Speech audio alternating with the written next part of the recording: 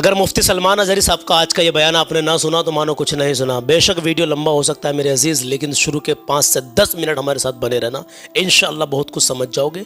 वक्फ bill को लेकर के अभी क्या चल रहा है आप सब जानते हैं कि जगह जगह मुसलमानों को टारगेट किया जा रहा है। सब जानते हैं ना। कोई कह रहा है कि वक्फ बिल मुसलमानों के हक़ में है, कोई कह रहा है कि मुसलमानों के हक़ में नहीं है।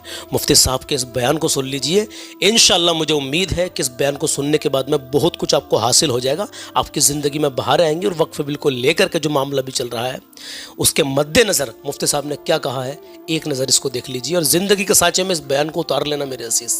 एक मुसलमान है, एक मोमिन है आप, तो ज़िंदगी के सांचे में इस बयान को मुफ्ती साहब को उतार लेना। मैं नहीं जानता कि ये पहले का है कब का है, लेकिन जैसे ही मेरे सामने बयान आया मैंने सोचा कि मैं आप तक ये वीडियो शेयर कर दूं मेरे अजीज। उससे पहले एक छोटी सी गुजारिश है, चैनल पे पहली बार आए हो तो सब्सक्राइब करके बेल आइकन का बटन दबा दीजिए, क्योंकि अच्छे और सच्चे पैगाम हमेशा आपको मिलते रहेंगे।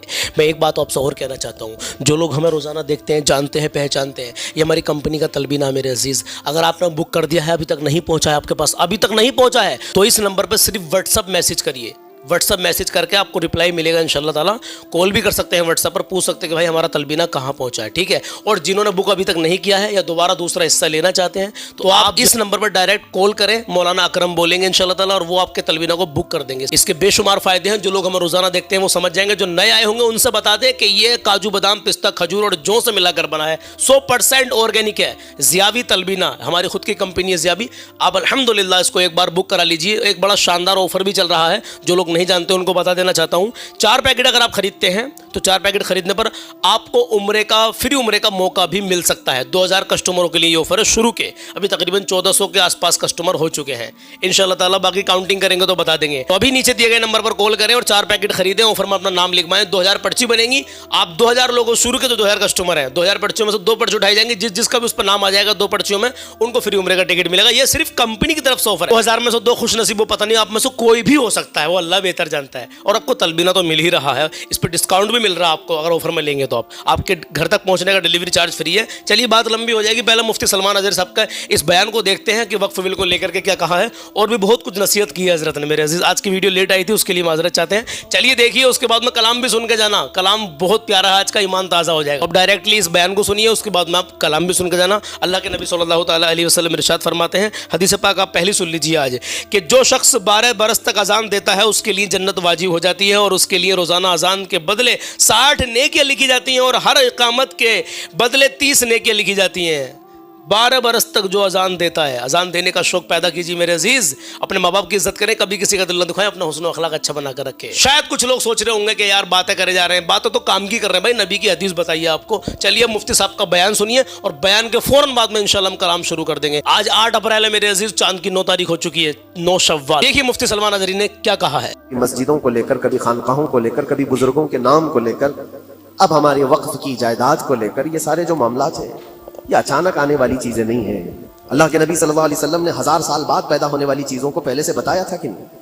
ये सारी चीजें नबी आखिरुज़्ज़मान सल्लल्लाहु अलैहि वसल्लम ने जो बताया, मतलब यही था कि उस वक्त के लोगों को जरूरत तो नहीं थी उन हालात की, फिर भी हुजूर उनको बता रहे थे, सहाबा को।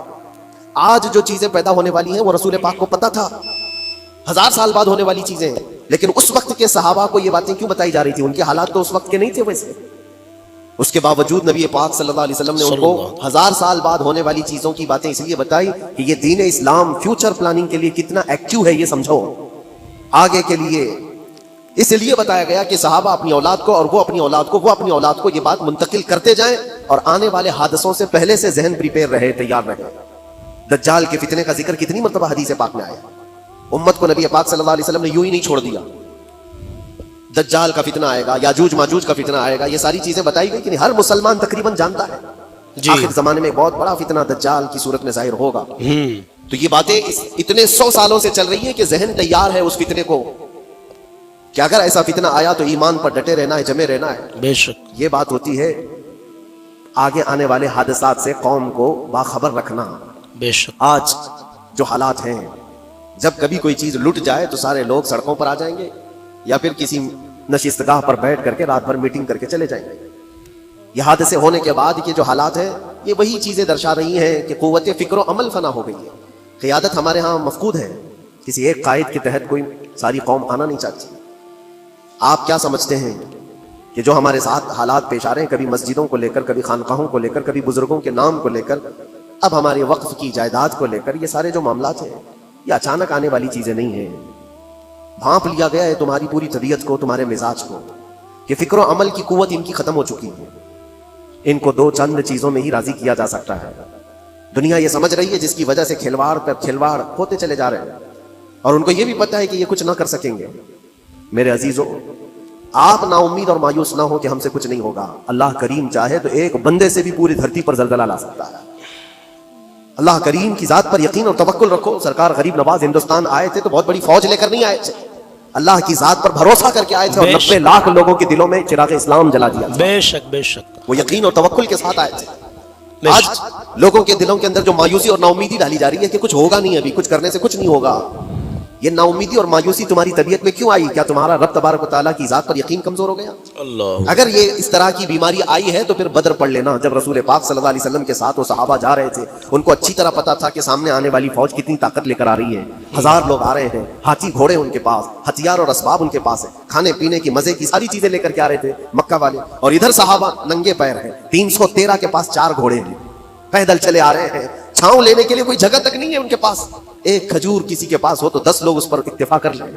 फाके पर फाका करने वाले वो सहाबा, लेकिन उन्होंने ये नहीं कहा कि अल्लाह के नबी सल्लल्लाहु अलैहि वसल्लम से कि हमारे पास असबाब की कमी है, हथियार की कमी है, कुछ नहीं, हमारे पास सवारी नहीं है। बगैर सवारी के 180 किलोमीटर मदीने से चल करके वो बदर पहुंचे थे, बदर तक पहुंचे थे। और उस वक्त अपनी सारी मेहनतें, अपनी सारी कुव्वतें उन्होंने जमीन पर लाकर रख दी। फिर बदर के मैदान में जब पहुंचे तब अल्लाह करीम की बारगाह में दुआ किया था मेरे मुस्तफा ने, ऐ अल्लाह, अगर इस निहत्ती कौम को तूने फतह नहीं दी तो फिर क़यामत तक इस रुए जमीन पर सजदा करने वाला कोई नहीं होगा। अल्लाह, ये महबूबाना अंदाज था मेरे मुस्तफा का। वो दुआ मदीने में बैठ करके भी तो कर सकते थे। 180 किलोमीटर दूर इतनी मुसीबत में धूप में चल करके जाने की क्या बात थी? नंगे पैर सहाबा गए हैं, फाके पर फाका किए हुए, वो मदीने में बैठकर दुआ करते तो क्या रहमतुल लिल आलमीन की दुआ कबूल नहीं होती? लेकिन मुस्तफा करीम सल्लल्लाहु अलैहि वसल्लम ने ये मिजाज दिया है, पहले फिक्र अमल मैदान में लाओ, फिर दुआ करो, अल्लाह की मदद आती है। यहाँ हम बैठ करके यहीं से दुआ करते हैं, कुछ करना नहीं है, बदलना नहीं है, और फिक्र अमल को लाना नहीं है, तो फिर सिर्फ यहाँ बैठ करके दुआ करना, ये तो मेरे अजीजों औरतों को जिम्मेदारी दी गई है कि तुम मैदान अमल में आ नहीं सकती, तुम अपने घरों से दुआ करो अपने भाइयों के लिए। लेकिन ये काम तो अब सारे मर्दों ने भी ले लिया है। बहरहाल कुव्वत फिक्र अमल पहले फना हो जाती है जब किसी कौम की शौकत पे जवाल आता है। आज ये जो सारे मामलात हम देख रहे हैं, इसकी एक खास वजह मैं आपको बताना चाहता हूँ। जी बताइए। आज से तकरीबन 8-9 साल पहले जी मेरा एक बयान भी रिकॉर्ड मौजूद है, काफी दिनों तक वो चलता रहा। मेरी अपनी बात नहीं थी, सिराजुल उम्मा इमाम गजाली रहमतुल्लाह तआला अलैह, उन्होंने लिखा था जी कि उम्मत पर अगर एक ऐसा वक्त आ जाए जब उनके सामने उनके नबी को गालियां दी जा रही हैं, अल्लाह, और उम्मत कुछ न करे, तो फिर वो इंतजार करे कि अनकरीब वो वक्त भी उनके ऊपर आने वाला है जब उनकी माओ, बेटियों और सब इज्जतों को बाजार में नीलाम किया जाएगा, वो कुछ नहीं कर सके। अल्लाह, वो दिन आ जाएंगे। बेसिक वजह वहां से शुरू हुई कि लोग अपने ऐश इशरत में कुछ कमी ना कर सके। बारगाह मुस्तफ़ा सल्लल्लाहु अलैहि वसल्लम की गुस्ताखियां खुलेआम होती रही, और उस पर हम लोग जिस तरह के हालात देखते रहे। बहुत सारे लोग तो मुझको ये कहते थे, मुझसे ये कहते थे, क्या जरूरत है आपको बोलने की, हालात देख नहीं रहे आप? जालिमो, तुमको अगर कोई छोटी सी माँ की गाली दे दे तो तुम बिफर जाते हो और उसके ऊपर आसमान तोड़ने की बात करते हो। और हम अपने नबी पाक सल्लल्लाहु अलैहि वसल्लम से करोड़ों माओं से ज्यादा मोहब्बत करते हैं। उस रसूल पाक सल्लल्लाहु तआला अलैहि वसल्लम पर कोई भौंकता रहे और उसका जवाब न दो, तुम ये कहते हो मसलहत है, हालात ऐसे हैं। तो फिर अपना ये लिबास बदल देना चाहिए, अपना नाम बदल देना चाहिए। फिर इस दायरा इस्लाम में रह करके मतलब क्या है? इसीलिए इकबाल ने 100 साल पहले एक मिजाज दिया था, ईमान है क्या चीज, इस्लाम है क्या चीज। तुम क्या समझते हो दाढ़ी टोपी और जुब्बे कुब्बे का नाम इस्लाम है? इस्लाम क्या है? इकबाल ने कहा था कि बारगाह मुस्तफ़ा सल्लल्लाहु तआला अलैहि वसल्लम के कदमों तक अपने आप को पहुंचा दो, यही दीन है। बेशक यही दीन है। गर्भ ऊना रसीदी तमाम अबू लहबीस, और अगर तुम वहां तक नहीं पहुंच सके तो जिंदगी अबू लहब की तरह। अल्लाह, दीन ये है, आबरू मां जना में मुस्तफास, हम सबकी इज्जत और आबरू हुजूर के नाम से जुड़ी हुई है, उनके नाम से जुड़ी हुई है हमारी इज्जत और आबरू। और तुम उस नाम की हिफाजत नहीं कर सकोगे तो आगे ये सब चीजें आने वाली हैं जो आ रही हैं आज। ये बात याद रखना, शैतान कभी फजर की नमाज के लिए उठा नहीं सकता। बेशक। और अगर उठा रहा है तो फिर उसका कोई मकसद है। शैतान और नमाज, आज सत्ता उनके पास है, ताकत उनके पास है, हुकूमत उनके पास है, डिपार्टमेंट उनके पास है, सब कुछ, जुडिशरी, हर चीज उनके पास हो, वो क्या कर रहे हैं उससे मुझे मतलब नहीं। मैं आपसे ये पूछना चाहता हूं, मुझे रहजनों से गरज नहीं, तेरी रहबरी का सवाल है। तुम खैर उम्मत हो, रसूल पाक की उम्मत में हो, तुम्हारी भूमिका जिसको कहा जाता है, तुम्हारी यहाँ पर जिंदगी के मामला ये बहुत ज्यादा अहमियत के हामिल हैं। तुम कैसे बन सकते हो आज? इसीलिए कुरान पाक की आयत मैंने शुरू में तिलावत की। रब्बुल जलाल फरमाता है, इन्नल्लाह ला युगय्यिरु मा बिकौमिन हत्ता युगय्यिरु मा बिअनफुसिहिम, बेशक अल्लाह ताला उस वक्त तक किसी कौम की हालत नहीं बदलता जब तक वो कौम खुद अपनी हालत बदलने की कोशिश नहीं करती। बेशक जब तक अपनी हालत बदलना नहीं चाहते उस वक्त तक अल्लाह तबारक व तआला नहीं बदलेगा। व इज़ा अरादल्लाहु बिकौमिन सूअन फला मरद्द ला, और अल्लाह ताला का ये जलाल भरा इरशाद को सुनो, ये 13वें पारे की सूरह राअद की आयत है। अल्लाह करीम फरमाता है, और जब अल्लाह किसी कौम के साथ सख्ती का मामला करना चाहे जी, पकड़ करना चाहे, तो फिर कोई ताकत उसको टाल नहीं सकेगी जी। रब तबारक व तआला जब किसी कौम पर अजाब लाना चाहे तो कोई उसको टाल नहीं सकेगा। तो बदलो। इसीलिए अक्सर ये कहा जाता, मैं तो अपनी तकरीरों में जो चंद मुझे चीजें याद रहती हैं वो अर्ज किए देता हूँ, बाकी मुझे शेर व शायरी ज्यादा याद नहीं रहती, लेकिन जो दिल पे लगती हैं बातें वो जहन में महफूज हो जाती हैं। किसी शायर ने कहा था, जगह जगह के थक चुके हैं तुम्हें ये हंगामे, नशाते लज्जते ख्वाबे गिरां बदल डालो। क्या मतलब है? रोज एक एक हंगामा होता है, तुमको जगा रहा है, उठ जा ए मुसलमान, उठ जा। नशाते लज्जते ख्वाबे गिरां बदल डालो, लंबी नींद सोने की जो आदत पड़ी हुई है इस मजे को बदल डालो जी। गलत रवि से मनाजिल का बहुत बढ़ता है, मुसाफिरों रविशे कारवां बदल डालो। शायर ने कहा है, इधर उधर की लय में चलते रहोगे तो मंजिल लंबी हो जाएगी। जिस रास्ते पर तुम्हें चलना है अगर बार बार इधर उधर मुड़ते रहोगे, गलत रवि इसको कहते हैं, गलत चलने से मनाजिल का बहुत बढ़ता है, मंजिल लंबी हो जाती है, जहां पहुंचना था वो पहुंच ही नहीं पाओगे। इसीलिए शायर कहता है, मुसाफिरों रविशे कारवां बदल डालो, काफिले के चलने का जो तरीका है इसको बदल लो तुम। ये पूरी की पूरी बात हम पर फिट होती है, चलने का अंदाज बदल डालो है नौजवान जी। जहां किसी के घर में आग लगी वो धुआं उठ रहा हो, और अगर कोई नौजवान अंदर बैठ करके ये कहता हो कि ये सावन का मौसम है या फिर याबरे रहमत है, तो उसकी सोच पर हम क्या कहें। जहां आज पूरी कौम कसमपुरसी के आलम में हो, उम्मत मोहम्मदिया के ये हालात आज देख रहे हैं, रोजाना देख रहे हैं। तुम शेयर तो करते हो, हर जगह शेयर करते हो, और सारे रील्स पर तुम जो देखते हो हंगामे रोज, सिर्फ हिंदुस्तान के नहीं पूरी दुनिया भर के फिलिस्तीन के मजलूम बच्चों की लाशें देखते हो और शेयर करके आगे बढ़ जाते हो। उनकी चीखें, उनके दाग के मलबे, उनका ढेर, उनके तबाह बर्बाद कर, एक एक कब्र में 80 लोगों की लाशें, ये सब क्या तुम नहीं देखते? शेयर करके आगे बढ़ जाते हो। यही तो हंगामे हैं जो तुम्हें जगा रहे हैं। जगह जगह के थक चुके हैं तुम्हें ये हंगामे खुद ही थक गए। ये उठता नहीं है, उठता नहीं है। एक दौर वो था 100 साल पहले का, जब यहां पर मौजूद अंग्रेज इस कौम को देखकर ये कहने पर मजबूर हो गया था, ये फाका कश मौत से डरता नहीं, जरा भूखों पर भूखा रहता है लेकिन मौत से डरता नहीं। रूह मोहम्मदी इसके बदन से निकाल दो। अल्लाह, रूह मोहम्मदी इनके बदन में थी। अंग्रेज थरथराते थे, इस कौम का कोई जवाब ही नहीं है। सबसे ज्यादा अगर किसी चीज से डराया जा सकता है तो मौत से, और ये कौम ऐसी है, कफन तो अपने कंधे पर लेकर घूमती है, जहां मौत आ जाए सो जाए। ये फाका कश मौत से डरता नहीं, जरा रूह मोहम्मदी इसके बदन से निकाल दो। ये किसकी बात थी? अंग्रेजों की बात थी। और आज हालात बदल गए, सारा का सारा जमाना तुम पर आज भूखे भेड़िया की तरह झपट पड़ा हुआ है। और इन हालात में मैं आपसे सवाल करता हूं, एक तरफ तेज आंधियां चल रही हैं, एक तरफ घर के अंदर आग लगी हुई, एक तरफ भूख और प्यास की शिद्दत सता रही है, एक तरफ तुम्हारे भाई बहनों की बीमारियां सता रही हैं। जब इतने सारे मामलात हो तो ऐ नौजवानों बताओ तुम क्या करोगे उस वक्त? रात भर बैठकर गेम खेलोगे? क्या ये गेम खेलने का वक्त है? नहीं। उस नौजवान पर क्या ये अफसोस नहीं होता कि उसके पूरी उम्मत के हालात ऐसे हैं कि बच्चों की चीखें निकल रही हैं और इसको पबजी से फुर्सत नहीं है, अल्लाह, रील बनाने से फुर्सत नहीं है, अल्लाह, ये मुजरे करता हुआ घूम रहा है। मस्जिदें वीरान क्यों है, खाली क्यों है? तुमने मस्जिदों को वीरान रखा तो मस्जिदें तबाह होने शुरू हो गई, दूसरों की नजर होने लग गई और इस पर लोगों की गलत नजरें पड़ने लग गई। आ जाओ ऐ मुसलमानों, मेरे मुस्तफा करीम सल्लल्लाहु अलैहि वसल्लम की हिदायत। एक बात चैलेंज के साथ कहता हूं, तुम्हारा नाम अगर नबी पाक सल्लल्लाहु अलैहि वसल्लम के नाम से जुड़ा है तो ये चैलेंज के साथ मैं कहता हूं, इस रहती दुनिया में तुम्हें पूरी ताकतें मिलकर वो इज्जत नहीं दे सकती जो मेरे मुस्तफा के कदमों की वाबस्तगी देगी। सुभान अल्लाह। कोई तुम्हें इज्जत नहीं दे सकता। तुम्हें वहीं आना पड़ेगा, उसी पॉइंट पर आना पड़ेगा जहां पहुंच करके खालिद बिन वलीद ने इज्जत पाई थी। उसी नुक्ते पर आकर जमा हो जाओ जहां उमर पहुंचे थे तो फारूक आजम बन गए थे। उसी नुक्ते पर आ जाओ जहां अली पहुंचे थे तो हैदर कर्रार बने थे।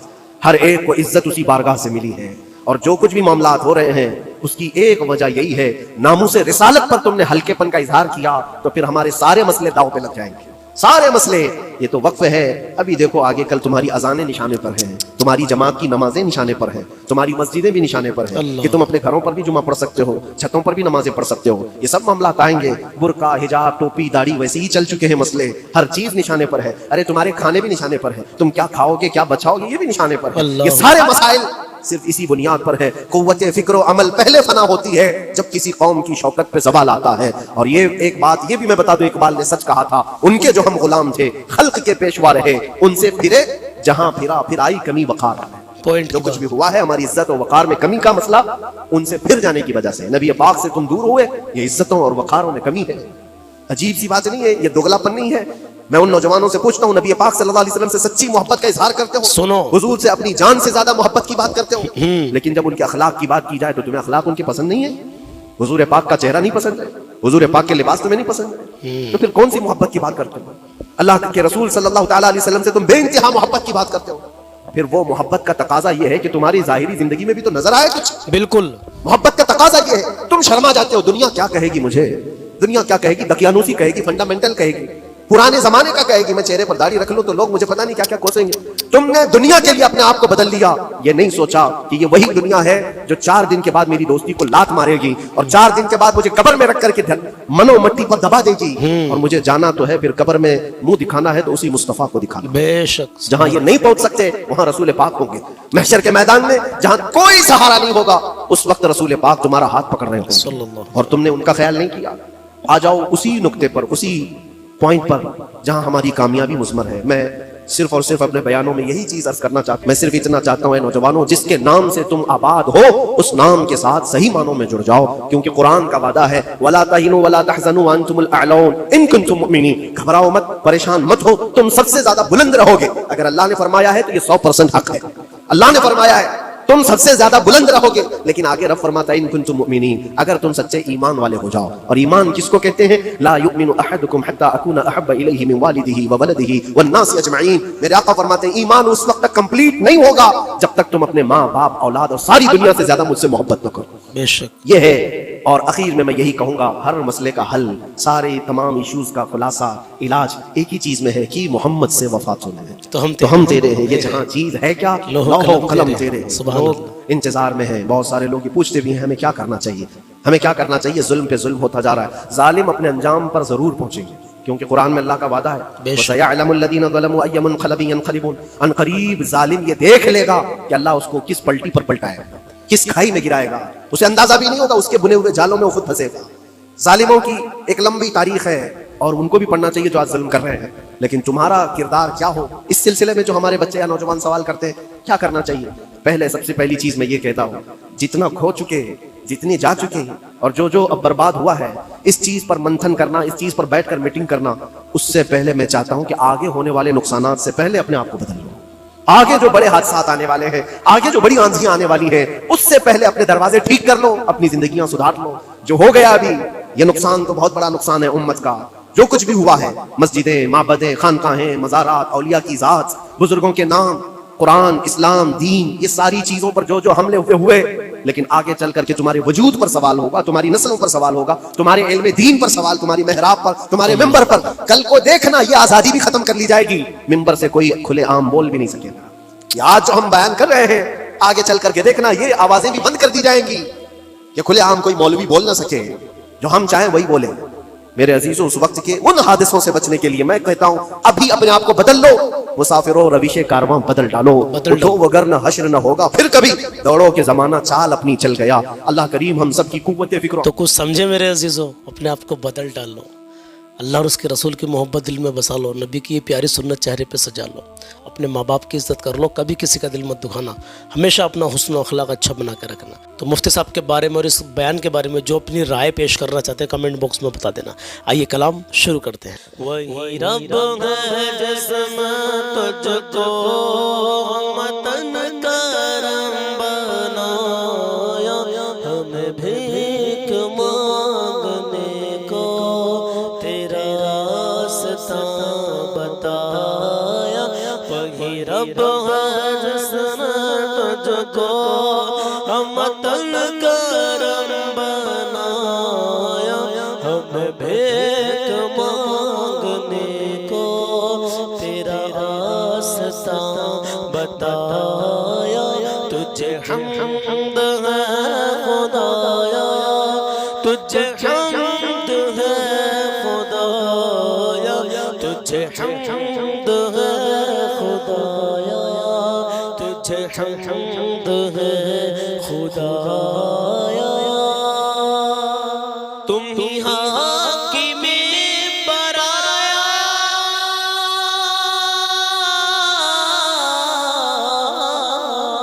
तुम ही हाकिमे बराया,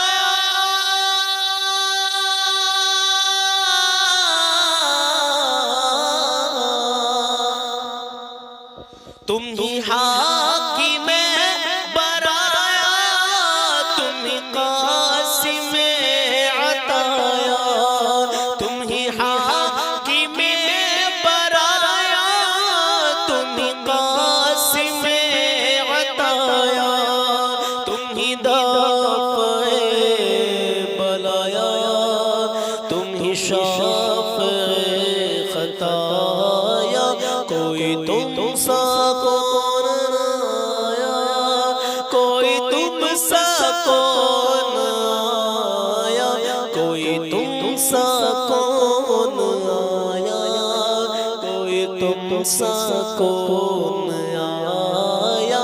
वही रब है जिसने तुझको मतन करम बनाया, हमें भीख मांगने को तेरा रास्ता बताया। और वो कुंवारी पाक मरियम,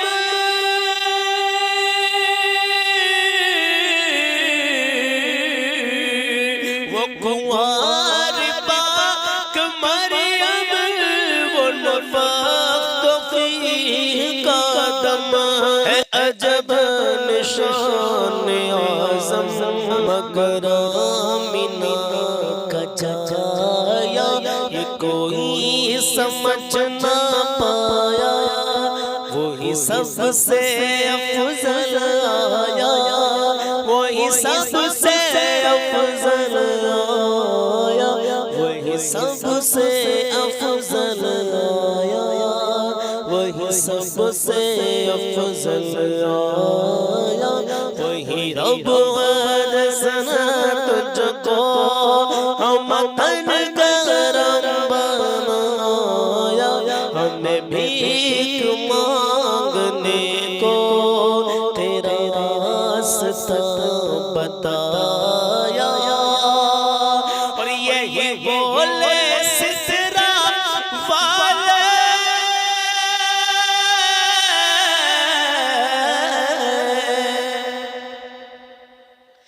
यही बोले सिसरा वाले, चमने जहाँ के थाले, सभी मन छान डाले, तेरे पाएगा न पाया, तुझे यज्ञ बनाया, तुझे यज्ञ बनाया, तुझे यज्ञ बनाया, तुझे यज्ञ बनाया।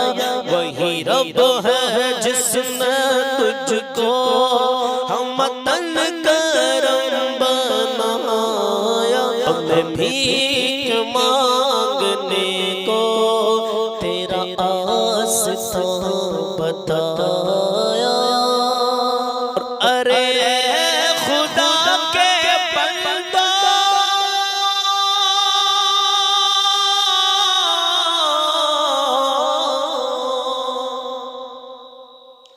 अरे खुदा के बंदो, कोई मेरे दिल को ढूंढो, अरे खुदा के बंदो, जरा मेरे दिल को ढूंढो, अरे खुदा के बंदो, कोई मेरे दिल को ढूंढो, अभी पास था मेरे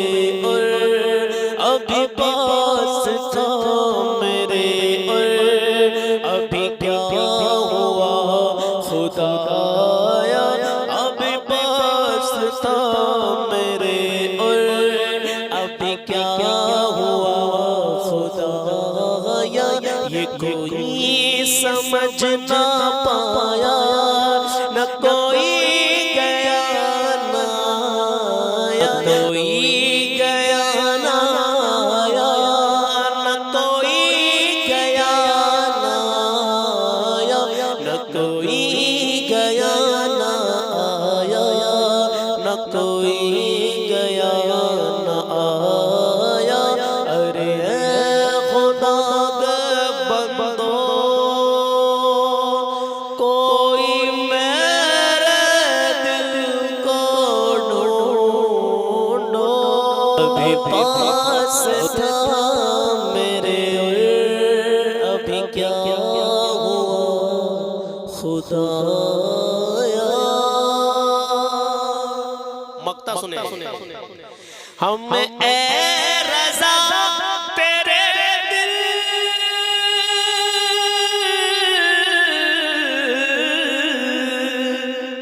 हम ए रज़ा तेरे दिल का पता चला मुश्किल, हम ए रज़ा तेरे दिल का पता चला मुश्किल।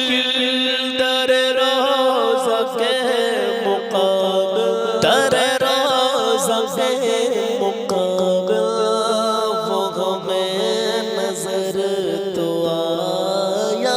ये न पूछो कैसे पाया, ये न पूछो कैसे पाया, ये न पूछो कैसे पाया, ये न पूछो कैसे पाया।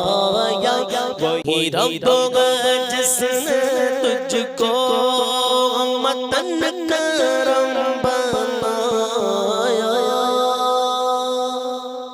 हम भीख मांगने को तेरा रास्ता बताया। तो दुआ करें अल्लाह हमारे पढ़ने को और आपके सुनने को कबूल कर ले। आज की वीडियो वाकई लंबी थी, लेकिन बातें सब काम की थी। मुफ्ती सलमान अज़हरी साहब का बयान भी काम का था मेरे अजीज़, और जो कलाम आपने सुना कलाम आला हज़रत, इसमें भी अल्हम्दुलिल्लाह आपको बहुत सुकून मिला होगा। इंशाल्लाह मिलते हैं कल सुबह 10 बजे। अपना ख्याल रखिएगा। अल्लाह हाफिज़।